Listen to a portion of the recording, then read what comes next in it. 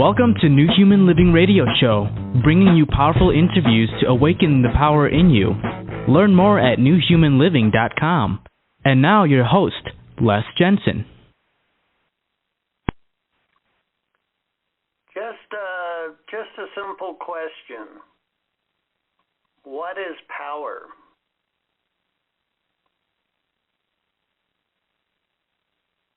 How would you answer that?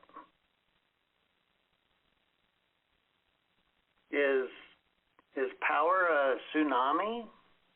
I mean, damn, tsunamis are really powerful. Is power an army or 5 armies or 100 armies? They could really wreak some havoc too, probably similar to the tsunami. What about like a whole savanna of nuclear power plants? As far as the eye can see, nuclear power plants, just an ocean of them. Is that powerful? Humanity's really kind of gone through the ringer, and we're kind of bumping up against ourselves, and we're kind of hungry for some better answers. We're hungry for a better narrative.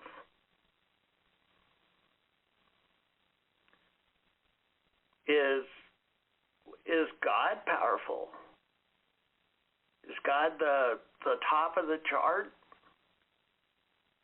What do you think?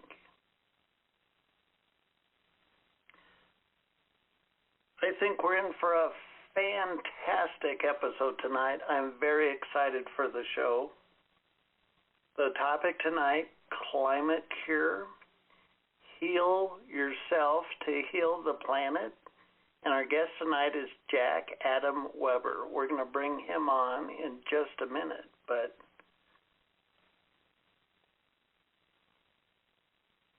what is powerful? You know that all the things I listed about how to measure power in the beginning of this monologue is an expression of nature. Is nature powerful? I would suggest to you nature is more than powerful. I don't think we can make a number big enough to represent how powerful nature is. I've done some really conservative math, and nature has been expressing itself as itself on this planet for a billion years. Is nature done being creative? I don't think so. Nature shows no sign of stopping its infinite pattern of expressing itself in new and dynamic ways. Have you ever been out of town at night, away from the light pollution of cities, and looked up into the night sky with your naked eye, being able to see the banding of the Milky Way galaxy? Damn. Billions upon billions of galaxies, planets, universes, all nature expressing itself.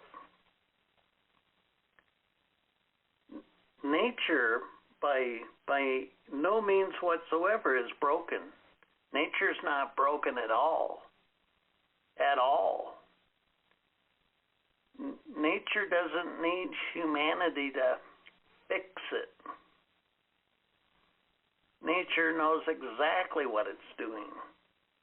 If we look at the expression of nature now, here, today, what a fantastic, what a glorious thing this expression of nature is.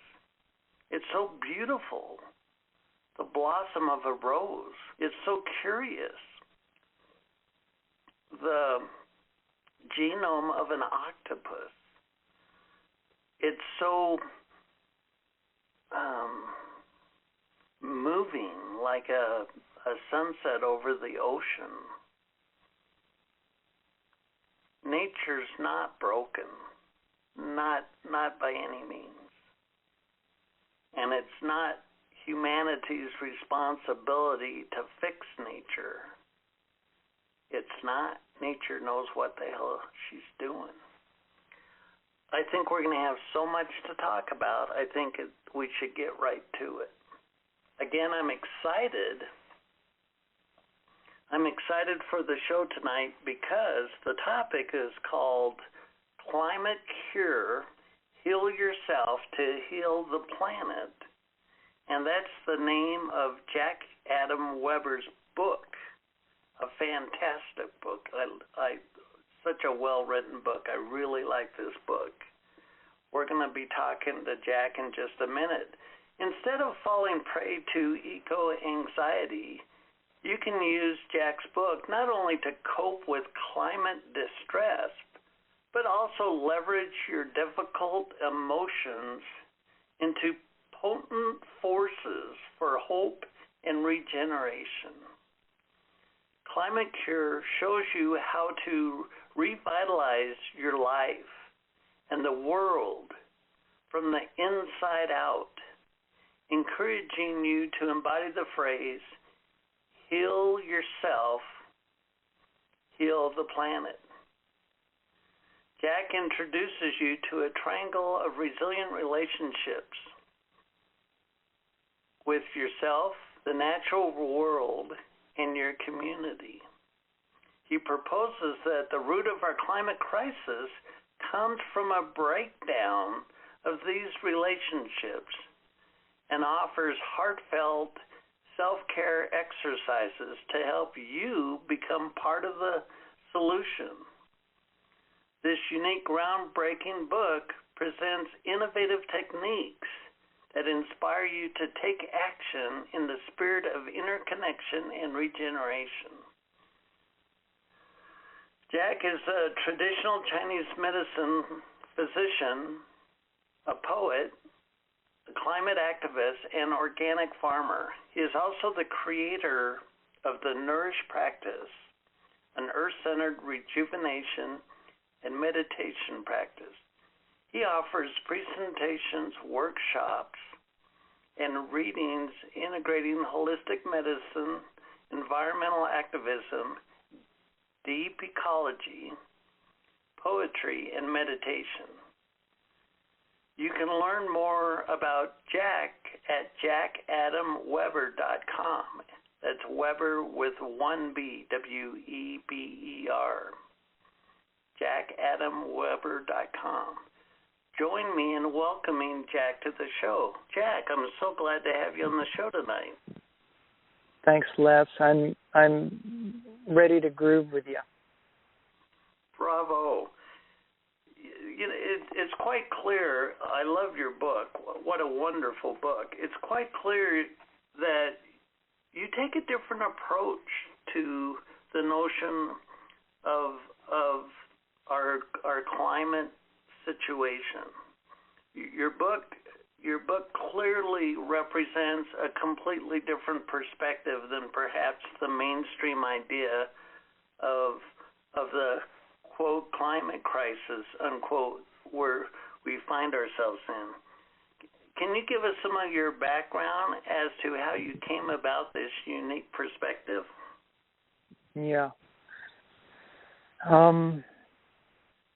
I think ever since I was little, at least little enough and big enough to write, I've been a philosopher, and I've always been prodding the marrow of life and existence for, what's really at the core of being human and finding our place in the world.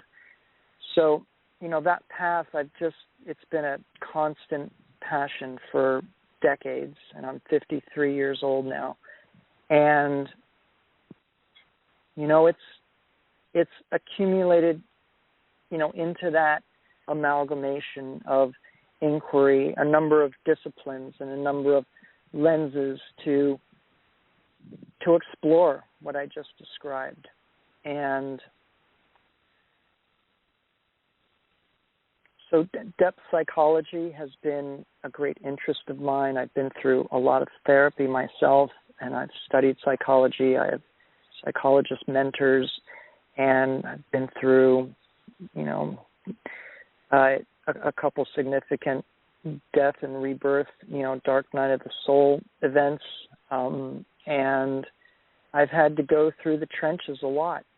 And I'm also super close to the natural world. So, my study of natural medicine, Chinese medicine in particular, is really a body of medicine that is a mirror of the natural world. And the Taoists and the ancient Chinese just studied and meditated with the natural world and created a medicine out of that, because we are not separate from the natural world.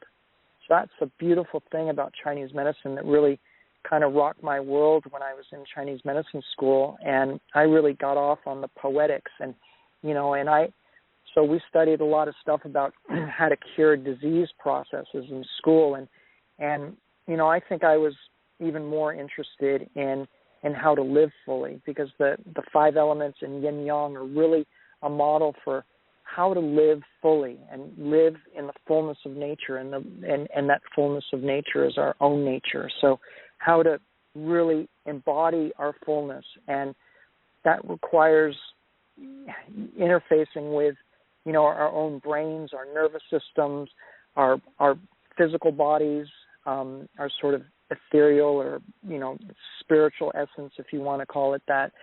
And so that's just a little bit of the background. And, I got interested in climate change because, our planet is pretty sick. And, I take care of sick patients, and I kind of realize, if our planet is so sick, how are we going to be able to be well? And so this inner-outer dynamic of, the full human being in dance with the natural world is the essence of Taoism, of Chinese medicine health, holistic health, and it's the essence of how we live on the planet in a sustainable way. And we're way out of that realm right now. And so I've taken my healing skills and my, deep interests and philosophical bent, my poetic bent, and I've combined all that stuff into a crazy book, which is Climate Cure, which you mentioned, and I just love grooving on all those things together, and it's very challenging. But I feel like the world is so complex. People really try to dumb down the world and dumb down what it is to be human, and I think that's a big cause of where we've gone wrong, because life really isn't that simple, and it's very complex. And when we embrace that complexity and even the seeming contradictions of life, and what seems ill one day can be a font of health the next, and what's a font of health one day can turn into another man's poison the next day. So it requires, I think, a lot of skillfulness and a lot of really paying attention to the world, and especially dealing with difficulty. Learning how to deal with difficulty is incredibly important. So kind of a long-winded answer to your question, but you kind of asked for it a little bit. Hold my feet to the fire. I love that. Thank you so much. Well, we can talk about the distress that nature's under, and there's examples of abandoned cities on the globe where once the human touch is removed, in other words, the city is abandoned, nature rushes in and finds its own equilibrium, finds its own harmony, and returns some of the grace to it. So it's not, for me it seems like humanity has gotten out of alignment with its own harmony, and it's our disharmony that we project into the physical realm with our choices and our industries and whatnot, that it's kind of the incongruency or the disharmonious, that's a word, aspect of our human demeanor that is pushing against the natural harmony of nature. And in your book, again, I really like your book. Your book is looking at the human persona and looking to kind of restore that harmony within the human persona to help bring nature back to a more harmonious expression. Does that make sense? Yeah. It makes absolute sense. I think that's one of the key messages of the book, that at least I describe the climate crisis as our own darkness coming back upon us. And, that kind of pings back to what I was saying, that life is complex. Being a human being is very complex. And to really, to make harmony outwards, we have to find some kind of harmony inside. And I think that's just been my passion throughout life. And I've succeeded and failed numerous times, and I keep getting back up and, integrating the knowledge. But I'm right with you in how you describe that. Well, and there are different ways. There are different ways to approach it. Like the beauty of Chinese medicine is like that overarching metaphorical framework. So we can look at all kinds of enterprises, within the lens of Chinese medicine. So we can see where science fits in that. We can see where getting vaccinated fits in that. We can see where, improving our gut biome, fits into that. We can see where, sitting around in a grief circle together fits in that. And that's the beautiful thing. And I think that's, really a lot of what we're missing. And that's why I included it in the book, because, if you don't have a philosophical framework that relies on balance and harmony, right? And we can call that love too, if you want. If we don't have that kind of a framework, then once we start down a path, it's really easy to get lost, right? And the beauty of yin and yang says, helps as a compass to find out where you are on that map. And if you don't mind my saying one more thing, just like one example, we are dealing with a heat issue on the planet right now, okay? I mean, especially this past week with all the record temperatures in the Pacific Northwest, and it was hot as hell here too in California. But, we're dealing with an excess yang situation on the planet. And that's happened because of our emissions, and then, the underpinning drivers that I mentioned, that you mentioned, a relationship with ourselves, and that's like, the healing integration work, our relationship with the natural world, and with one another in community. And when we overshoot, and we need a means for which to examine and diagnose our own behavior on the planet. And that's what's so beautiful about yin and yang, and especially the five elements, or the five phases as they're called, which is kind of a greater differentiation of that. So, and I go into a lot of that in the book.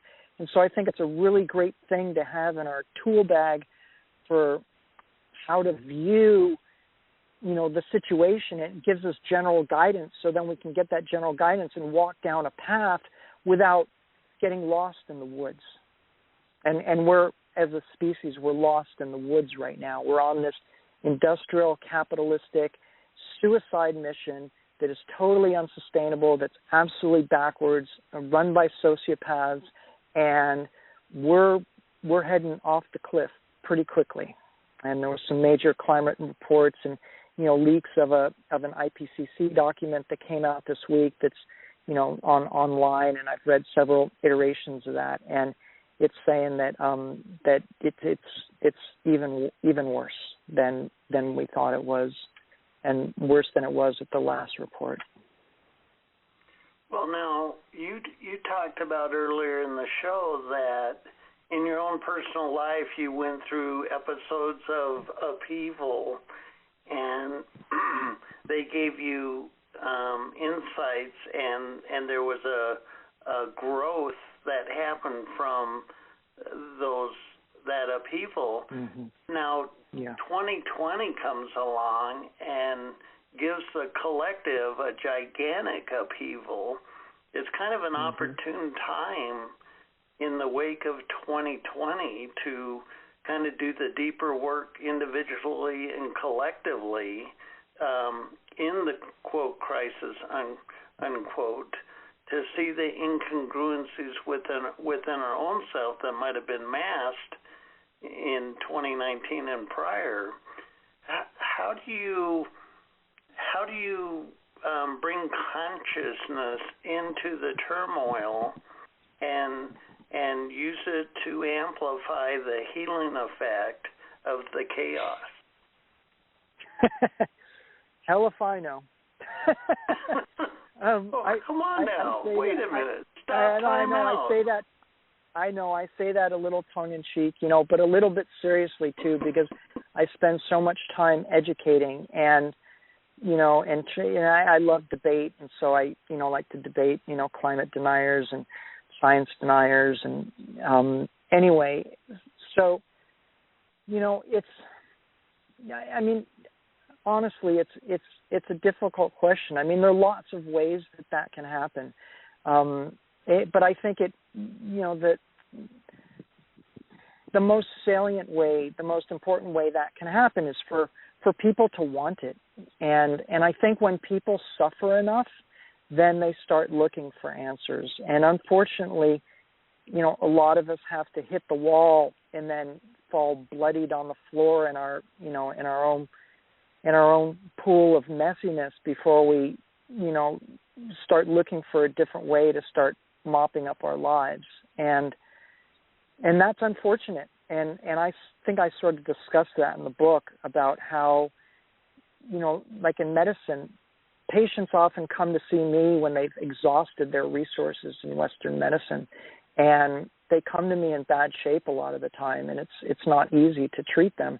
And people do that just with medical care anyway.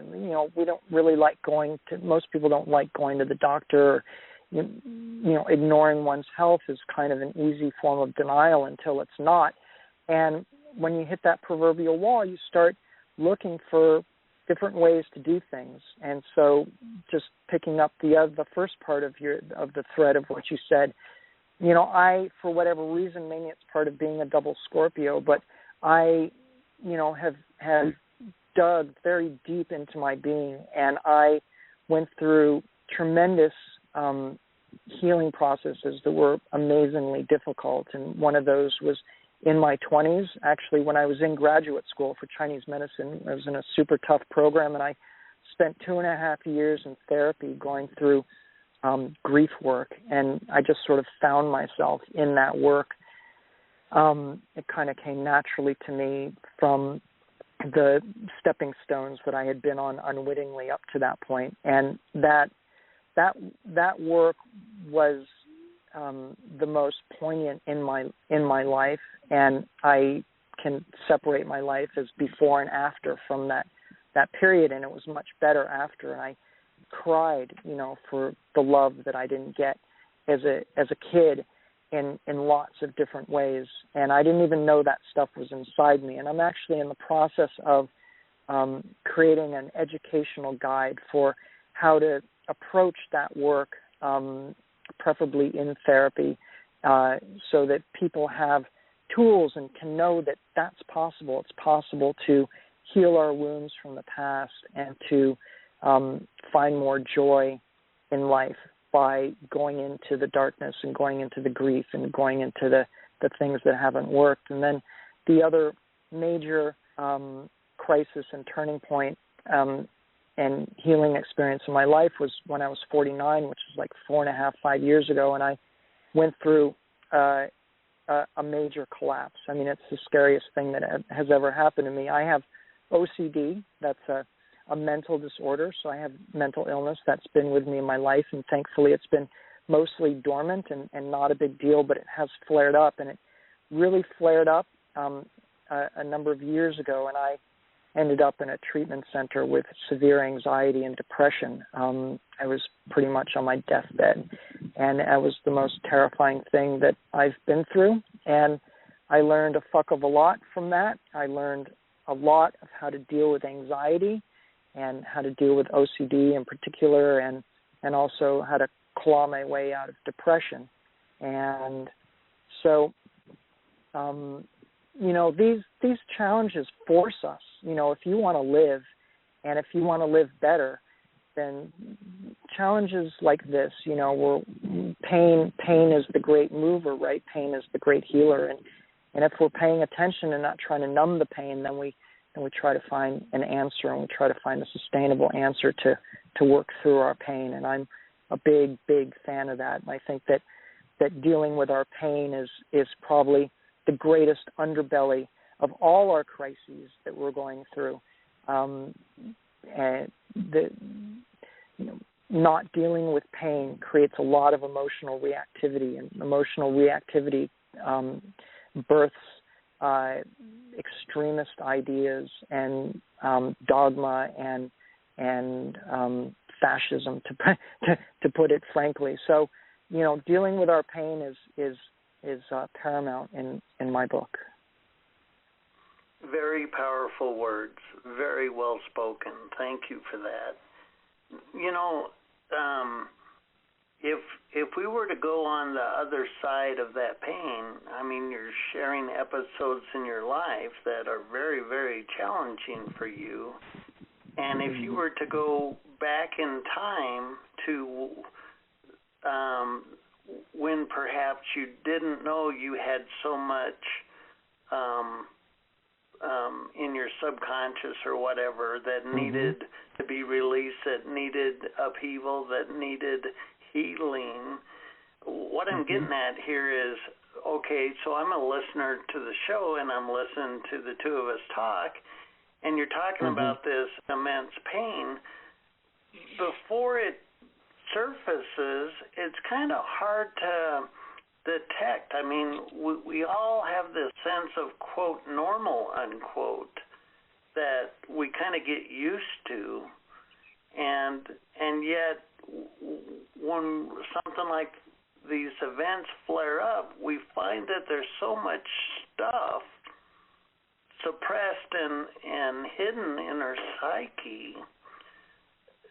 Just share with the audience how it changes your life to be able to connect with the anguish and upheave it and cleanse it and purge it from your psyche, and the resulting benefits in your own persona from that kind of a healing opportunity. Yeah. I'm going to just tweak your question just a little bit. Please. And you can, yeah, all right. I'm going to address how to go about discovering what's inside us. And you described it so beautifully. I just want to say that it is rare for me to hear someone verbalize the inner terrain and this dark light, kind of dark, death and rebirth situation. Most people just don't really know about that. In the way that you verbalize it, I don't know your history in this way, but I sense that you've had your tribulations in this way. And, what came to me as you were speaking so eloquently is that I think we just need to make ourselves ripe for this kind of thing. And in this audio guide that I'm working on right now, this depth psychology, dark night of the soul audio guide, I discuss something called the 10 transformational tools, and then I also and those are kind of like the psycho-spiritual, physical aptitudes that I use to get into this stuff. And prior to that, I discussed something called the the 6 noble dispositions. And one of those dispositions is sensitivity. And I think that, sensitivity is a really, really important capacity to have. And I think as we're sensitive, that's, the soft spot into the soil of our bodies where we can begin to, excavate a little bit. And when things pop up in our lives, like every day, I think that we have the opportunity to reveal our pain and to reveal our unconscious. I mean, life presents opportunities all the time for us to do our work. And if we're sensitive enough, and if our awareness is sensitive enough, and if we're honest enough, and honesty is another one of the 6 noble dispositions, self-honesty is right there with pain, dealing with our pain as one of the greatest aptitudes and dispositions that we can have. And so if we're paying attention and we want, and another of the 6 noble dispositions is passion. And if we have the passion to want to better ourselves and want to better our lives, and I think we all have an intuitive sense of what's in our hearts, what our lives are really capable of. I think we all intuitively sense that kind of full flourishing, and yet it's really hard to get to. And I think each person has a unique path to that, but I also think that there are common denominations for, tools and dispositions that we need to kind of cultivate that kind of transformation and that kind of blossoming into wholeness. I think just really paying attention and having a passion to want to do better, being honest with ourselves, and nurturing our relationships. So much of our shit comes up, in relationship, and whether it's relationship with your boss or, relationship with the dog next door, or a family member or a boyfriend or girlfriend or whatever. So there's just no shortage of opportunities and places where we can crack open. But our whole culture, and our own bias in our own brains is geared towards shutting down, turning away from what's scary instead of challenging what's scary, those kind of, threats that won't actually kill us and pose a challenge for us, right? Like an odyssey to go through. So we have to act counterintuitively. We have to act counterculturally, counter-societally, counter-norm, so that we can be people that are not part of this, Pink Floyd, The Wall is coming to mind to me, right? So we're not just part of this machine that is driving suicide and extinction. Right. Well, to heal the human psyche, it happens through the human persona or through human consciousness. I like what you were saying about when we bump up against that shadow, so to speak, that to have a new dynamic, to have a new perhaps response to it, to instead of push it away, to be open to it, to give it an opportunity to show us some of the junk in our trunk, so to speak. And I also liked how you shared about it's our relationships that mirror our own junk back to us. And so it seems like when we perhaps come to a point of friction or a point of where we're uncomfortable with what's coming up, a lot of times we can have perhaps even a subconscious reaction to just quit talking about it or avoid it or whatever. And really those opportunities are the healing pill, the healing opportunity, the catalyst perhaps that we need to bring a deeper resolution within our psyche. How do you teach your ego not to drop into reaction when this stuff comes up? going to pause with that question. It's a fucking great question.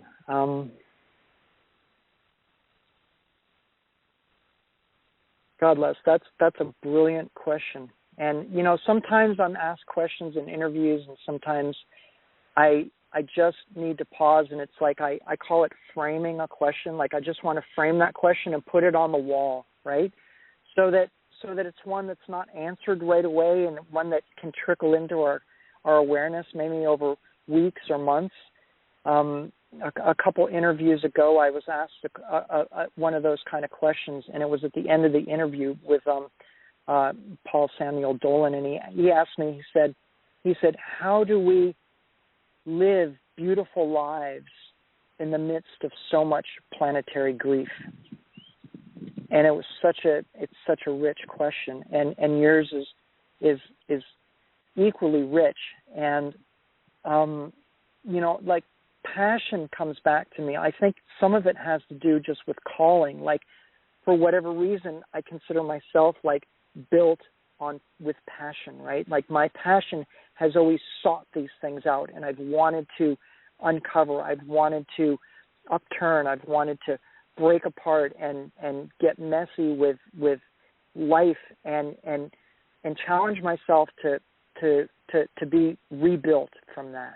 And so in terms of, you know, the ego part, you know, part of that, I think, is that the ego gets broken down when we're in pain. If you suffer enough, right, you know, your ego, I think, takes a blow a lot of the time, unless you're just like a crusty old person and you're just absolutely miserable and there's no window or crack whatsoever into your being.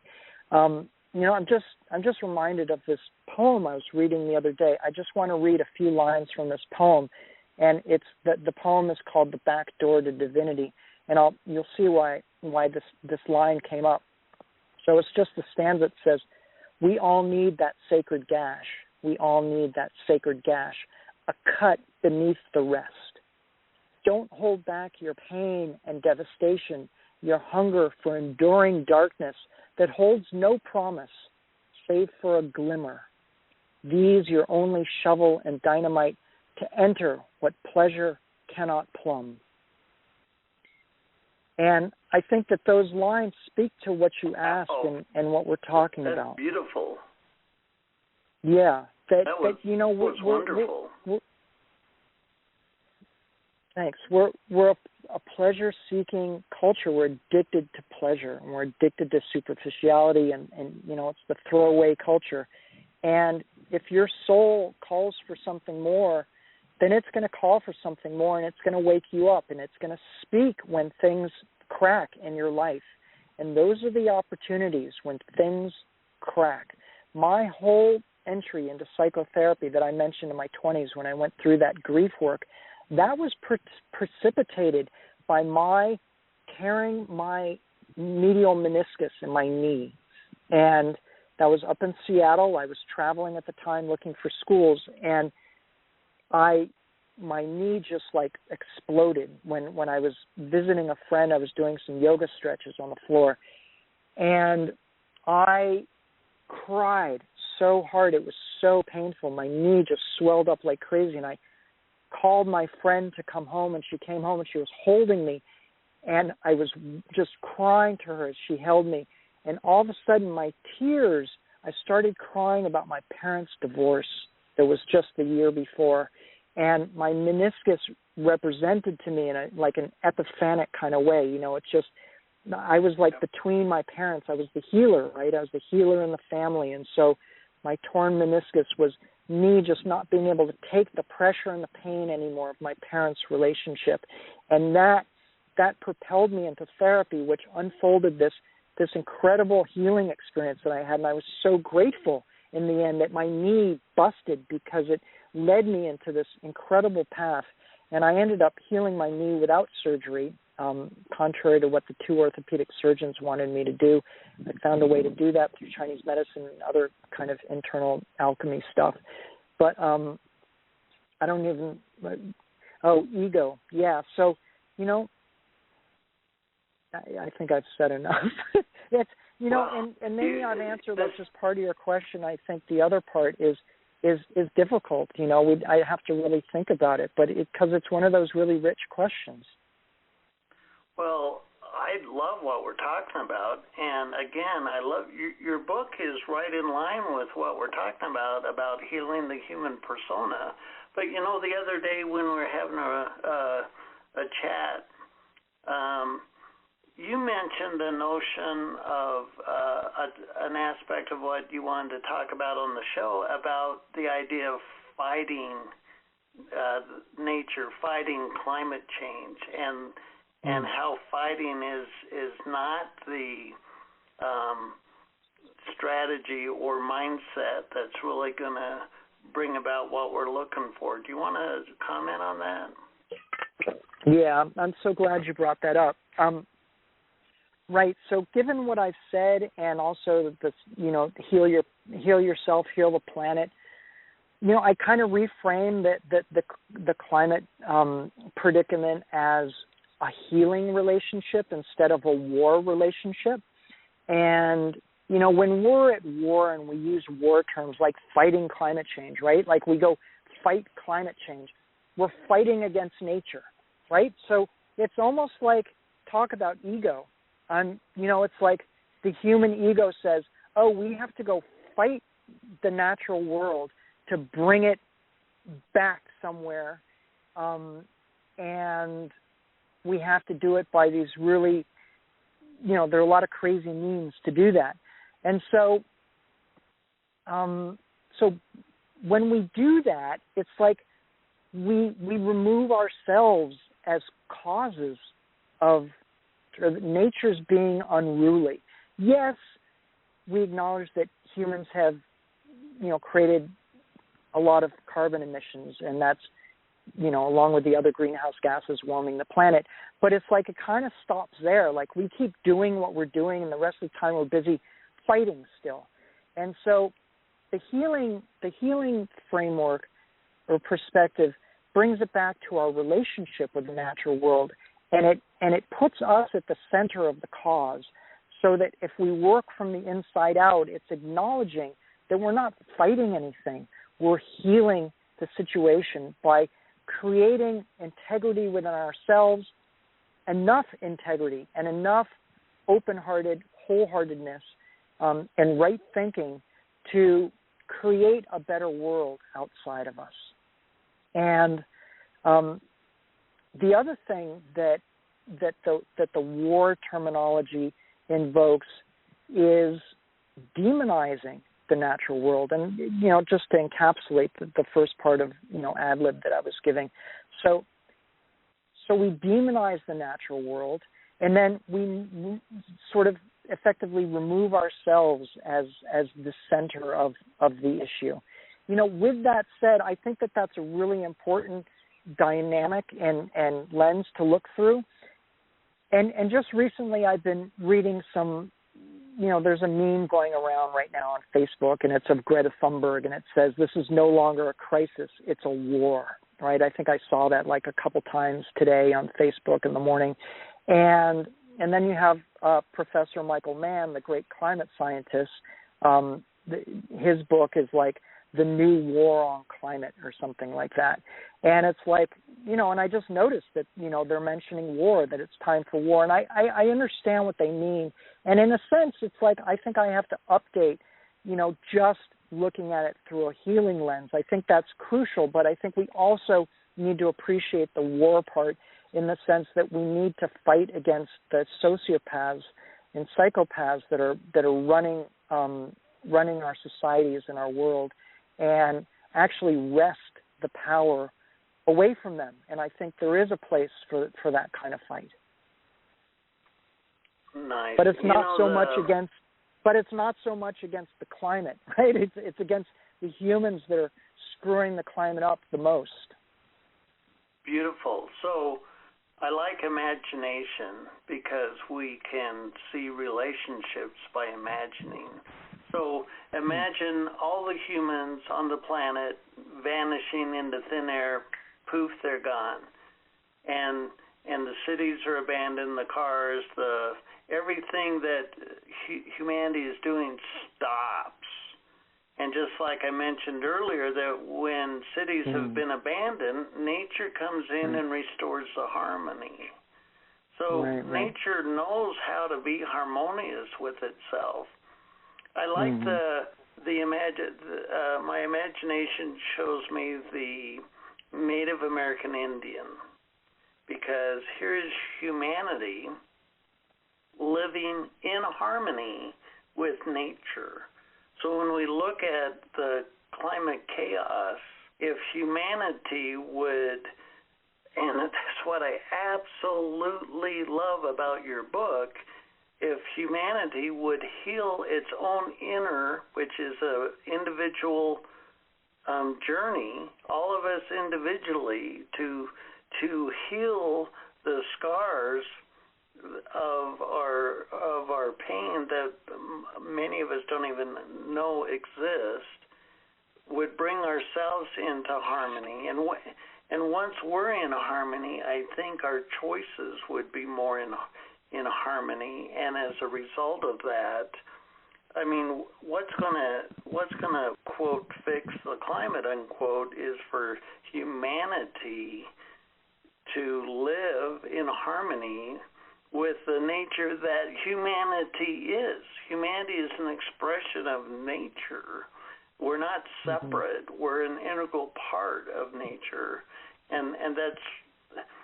I think you're making that exact point. How can we be at war with something we're an integral part of? It's really the human persona that needs healing. Right. Yeah, it's we end up being at war with ourselves, and this conversation is so cool because you had mentioned something like 20 minutes ago, and it slipped my mind in my response, and you just alluded to it again, and it's like, boom, there it was, and I had wanted to say something, but I can't remember everything, nor can you. But I took a note actually, and you were talking about leaving nature to itself and abandoned cities, and that's true. Like nature will continue in some respect, and some of the narrative out in the climate community is hey, if humans aren't going to make it, if we're not going to make it, let's do the best we can for the animals and the plants on the planet, because we're already taking a lot of them out with us. So it's not only us that is on the edge of extinction, but we've already extinguished millions of species, and something like 100 and something go extinct each day. So, like leaving nature to take over is okay. And I think that if you want to talk compassion and you want to talk stewardship, like removing carbon dioxide from the atmosphere, that's just a bit of science, right? Like removing carbon dioxide and working towards that, not only for our own survival and thriving, but for the natural world that exists right now as a compassionate gesture to the animals and to the plants, and because they feel pain too. So I think that the best that humanity could do right now is to mobilize, to get the carbon dioxide out of the atmosphere as possible, cut down carbon dioxide emissions as much as possible, and not just think about ourselves in the equation. Because if we just, disappeared from the planet today, our emissions would continue at least for another 10.1 years, which is the peer-reviewed science that shows how long it takes for a molecule of carbon dioxide to reach its maximum warming potential, and that's also a note and a communication that if we stop doing that today, we're still going to experience 10.1 years of continual maximal warming.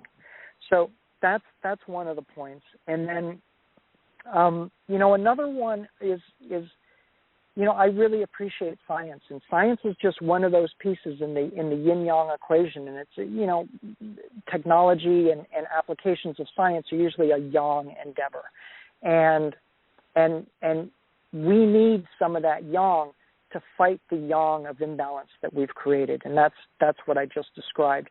But the importance of couching and contexting science within the larger holistic is that human beings need to learn how to be decent and learn how to be compassionate towards life, right? And you were saying that, Les, kind of, building upon this inner outer dynamic of getting our shit together to stop projecting so much crap onto the world. So we need to work together. So something that I mentioned in the book is that even if we quote unquote fix the climate crisis to a certain degree where we can kind of survive in a broken world, it's like we have to work together to be able to do that, right? We have to work together. We have to learn how to communicate. We have to learn how to love a lot more broadly and comprehensively, and we have to reprioritize what the hell we care about, right? So that expression, at the end of the day, you can't eat money, and you can't breathe money. So that's part of that holistic context where it's like, well, we don't want to get caught in that super linear, yang version of just, scientific ingenuity, but we want to have that within a context of holism so that humanity can be better at what we do and work together so that we can, not just have a quick fix, but we can have a more yin terrain fix, right? We can rechart the trajectory of humanity and how we do business on the planet, which is yin represents that larger kind of collective momentum into the future, whereas yang is like the specific angles that we take at any given moment. Wow, beautiful. I really like that. Well, now let's turn the attention on you. Now, your bio says you offer presentations, workshops, and readings integrating holistic medicine, environmental activism, and share with our audience where they can get your book and also any services our audience might be interested in that you offer. Okay. Thanks. So I think the best place for that is my website. You mentioned that at the beginning of the show. That's Jack Adam Weber with one B in Weber, jackadamweber.com. And listen, there's the Nourish practice that's there, which is a beautiful mind-body practice that's like a regeneration nervous system, resting, reset practice that I developed. It's a really unique practice. My book is also at my website. You can also get it on Amazon. If you get it from my website, I'll send you a signed copy. And my poetry is all over my website. I have done presentations, similar, actual presentations, not so much question and answer, interview style, but there's some presentations at my YouTube channel, which is Jack Adam Weber, and there's also poetry there that I recite. There's presentations integrating a lot of the material that we've discussed here. I have articles. I have hundreds of articles out there. Most of them are at wakeupworld.com, so you can just Google Jack Adam Weber, wakeupworld.com, and I have lots of shadow work articles and emotional depth work articles, activism articles, mind-body integration articles, science articles. I think that's enough. You can just peruse. I have a blog at my website, which is kind of cool. So I'd say just go to the website and poke around for the most part. I'm also on Instagram at Jack Adam Weber, and then I have Facebook as Jack Adam Weber also. I post a lot on Facebook. I like it because I'm a writer, so I get pretty active on there. Beautiful. Well, Jack, I want to thank you for being our guest tonight. I've absolutely loved this interview, and I love your book. I want to thank you for being our guest. Thanks, Les. I thought we had another couple hours, but I guess our time is up. I could go a lot longer with you. I want to thank you for a really beautiful interview. I had no idea what you were going to ask. I'm just really touched and moved by your depth, by your insight, by your eloquence. It's always an honor for me to be interviewed by somebody who is has a good mind and a great heart, and I'm touched and moved and honored. Thank you. We've been talking with Jack Adam Weber, and the topic tonight has been the name of his book, Climate Cure, Heal Yourself to Heal the Planet. I very much recommend his book. Very well written. It brings you into the material and provides many, many resources to help you heal yourself. So, what the hell? What's power? What's powerful? I suggest to you, I reserve the right to be wrong. I suggest to you the most powerful substance on planet Earth is the human persona. On the shadow side of power, the human persona can make a nuclear arsenal and turn the planet into a dead rock. And we've actually built that crap out. But on the flip side of that, in a positive context, again with conservative math, at least 1 billion prayers have been prayed to the notion of God. God, come save our ass. We're slaughtering ourselves. We have so much human on human inflicted pain on this planet. Billions of prayers over centuries or even thousands of years, and no glowing orb. 0 glowing orbs come down from the sky to silence the cannons, to end the war, to end the suffering.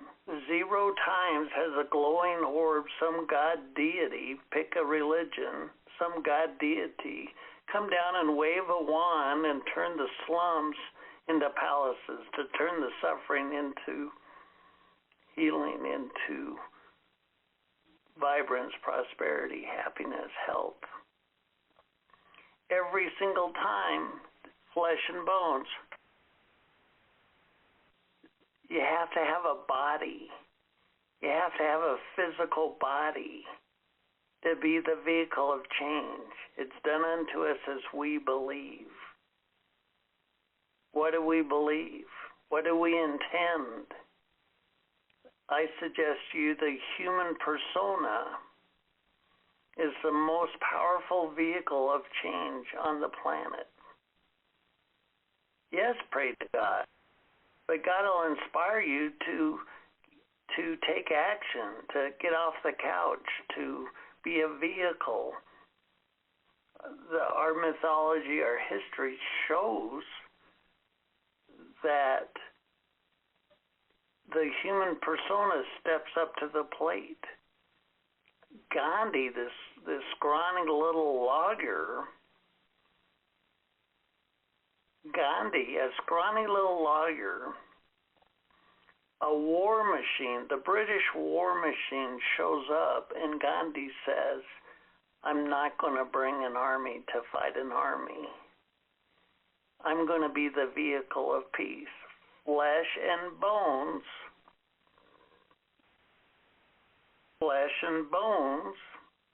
shows up and changes the dynamic of an entire country.